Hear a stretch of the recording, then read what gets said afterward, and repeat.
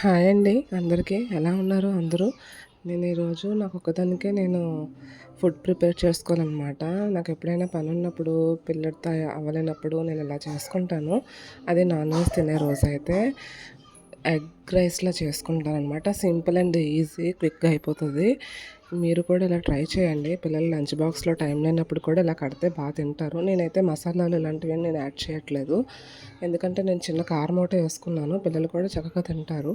Spiciness పెద్దగా ఇష్టం లేనోళ్ళు ఇలా చేసుకుంటే టేస్టీగా అండ్ సింపుల్‌గా చాలా బావుంటుంది. క్విక్‌గా అయిపోతుందనమాట.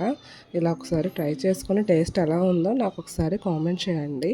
ప్లీజ్ ఈ వీడియో కనుక మీకు నచ్చినట్టయితే ప్లీజ్ లైక్, షేర్, సబ్స్క్రైబ్ చేసుకోండి. Bye bye.